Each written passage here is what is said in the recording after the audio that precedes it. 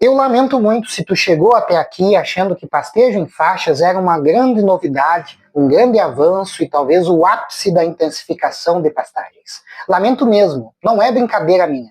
Eu até queria que isso realmente fosse algo tão vantajoso assim, e com certeza, se fosse, eu já estaria recomendando e aplicando isso nas propriedades que eu acompanho. Mas lamento principalmente porque sei que se tu estava empolgado com isso, é porque tu está realmente interessado em melhorar e intensificar e aplicar a tecnologia para as pastagens. E pesquisando foi parar no pastejo em faixas, apresentado como uma grande solução. Eu sei que muitos de vocês até já estão usando pastejo em faixas e acham que estão fazendo certo, até talvez colhendo já os primeiros resultados ou alguns resultados. Primeiro de tudo, parabéns a vocês, tá? Por estar buscando melhorar e fazer a diferença. Mas eu vou te mostrar agora, com dados e fatos, que tem formas mais avançadas e eficientes de fazer isso e te dá a oportunidade de agora avançar ainda mais. Tu vai te surpreender com o que eu vou te mostrar agora, assim como eu fiquei perplexo quando compreendi isso. Fica comigo até o final que eu vou te explicar tudo. Quando eu comecei a trabalhar no campo, esse era um método que muitos produtores gostavam de usar na região onde eu comecei, onde eu estava. Eu estudei muito o assunto, então nós aplicamos diversas técnicas no campo e eu posso dizer com segurança para vocês hoje. Pastejo em faixas pode ser um grande atraso. Nesses casos de produtores que faziam pastejo em faixas, sempre que nós mudamos a forma de manejar o pasto para algo mais avançado, como eu vou te falar nesse vídeo, os resultados melhoraram e muito. Fica comigo até o final, porque além de te mostrar por que esse modelo não resolve os problemas do manejo, eu vou te indicar então o que realmente faz diferença nos resultados a pasto. Primeiro vamos entender o que é pastejo em faixas. Ele vem ganhando força recentemente como uma estratégia para melhorar o aproveitamento da forragem. A proposta é dividir o pasto em pequenas faixas e ir soltando o gado várias vezes ao dia em uma nova faixa, acreditando que isso reduza desperdícios e aumente o controle sobre a alimentação do rebanho. Parece uma boa ideia, mas na prática esse modelo carrega vários furos. Primeiro, porque ele aumenta significativamente o trabalho e os custos, porque o produtor precisa mudar as cercas constantemente, exigindo mais tempo e mão de obra. Mesmo que tu faça cerca móvel, é preciso esse trabalho de ficar lá trocando a cerca de lugar. Além disso, o foco desse sistema está no lugar errado. Em vez de manejar a estrutura da pastagem, ele prioriza simplesmente que tu aperte os animais para que comam mais, o que acaba favorecendo um dos maiores erros do manejo: rapar pasto. Muita gente ainda acredita que qualquer sobra de forragem no pasto é desperdício e por isso faz de tudo para garantir que os animais consumam até não sobrar mais nada. Apertar os animais em pequenas faixas não serve para mais nada além de forçar os animais a raparem o pasto, a fazerem isso, e é daí que vem essa lógica que incentiva o pastejo em faixas. Mas essa visão está completamente ultrapassada, tá? Hoje a ciência já demonstrou, já comprovou que um resíduo adequado de planta é essencial, é fundamental para a recuperação das plantas, a saúde do solo, o desempenho do rebanho, o carbono e etc. E o problema não está só no resíduo. Um erro ainda maior do pastejo em faixas é a perda no controle da estrutura do pasto no ponto de entrada. Enquanto os animais são forçados a consumir tudo aqui na faixa atual, onde eles estão, limitando o acesso a pequenas faixas por vez, a velocidade da rotação fica muito lenta, enquanto eles estão pastando aqui nessa mesma área, o que faz com que o pasto fique passado do ponto à frente. Quando finalmente chega a vez dos animais pastarem nessas áreas à frente, a forragem já está alta demais, eu gastei muito tempo rapando lá atrás, com a qualidade reduzida, diminuindo o consumo. Resultado, os animais acabam comendo um pasto passado, de baixa qualidade, com os bocados rendendo muito pouco, e ainda são obrigados a consumir tudo daquele pasto, sem deixar sobras, o que compromete ainda mais o manejo e a recuperação das plantas, como a gente falou antes.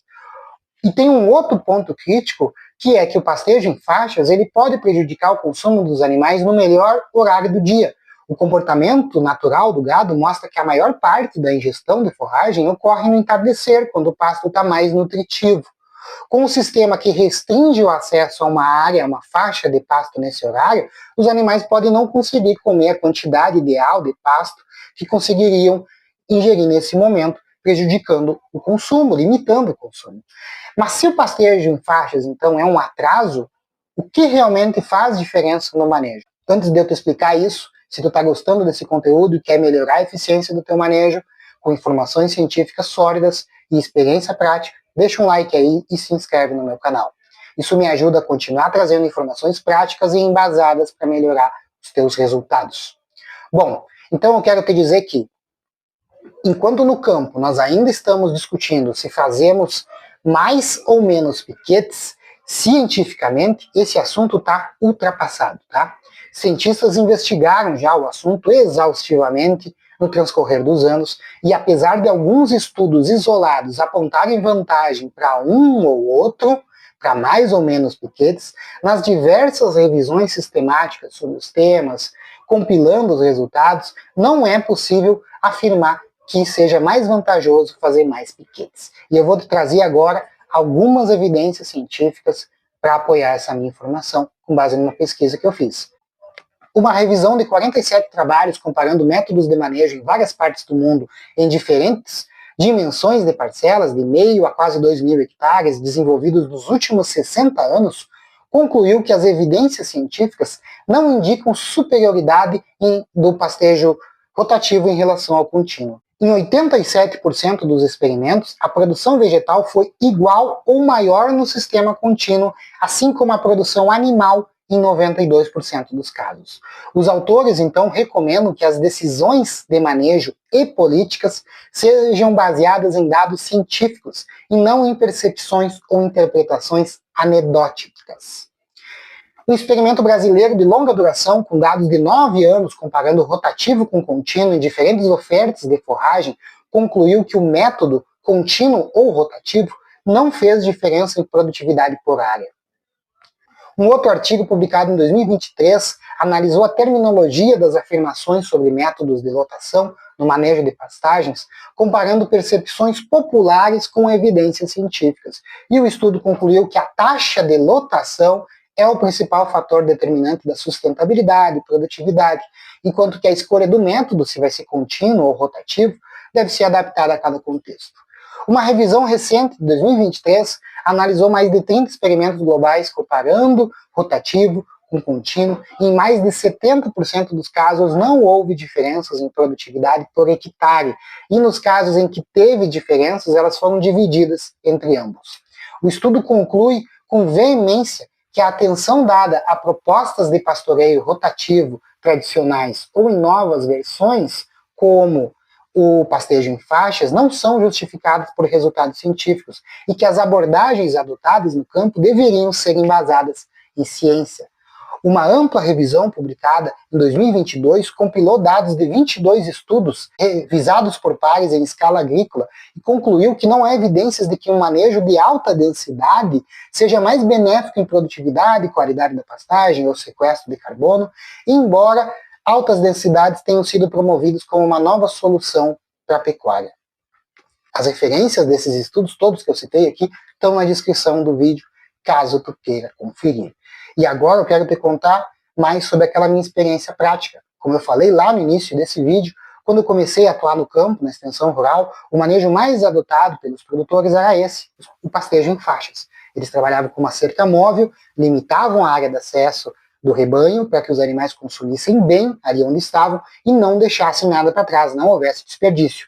Somente quando achavam que estava bem consumido aqui, é que eles abriam uma pequena nova faixa para aumentar o acesso a uma nova área, uma nova faixa. Então podia ter uma ou mais trocas por dia em pequenas faixas, às vezes que eram pequenas, às vezes de 1 ou 2 metros, o que dava então uma alta densidade animal.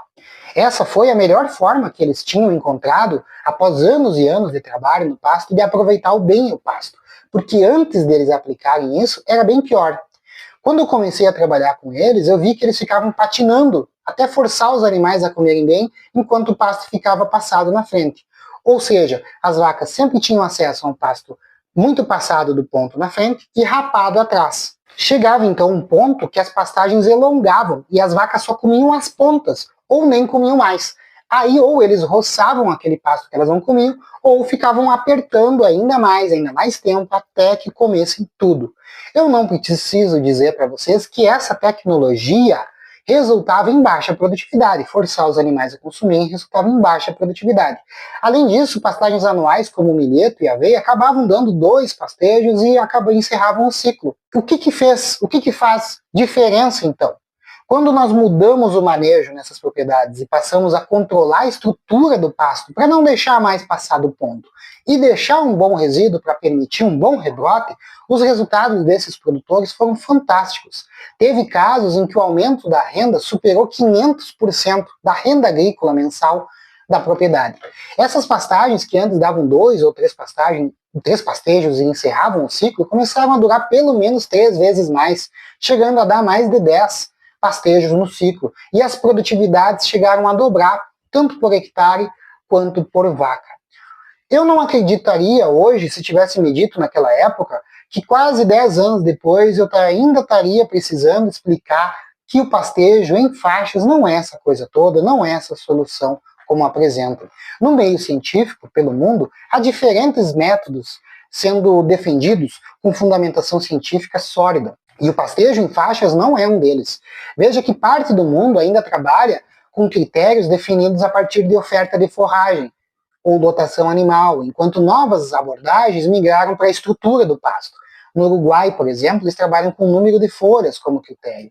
Na Nova Zelândia, por densidade de forragem. Aqui no Brasil, nós evoluímos para a altura, tanto pelo critério dos 95% de interceptação luminosa, quanto pela maior taxa de ingestão no rotatino.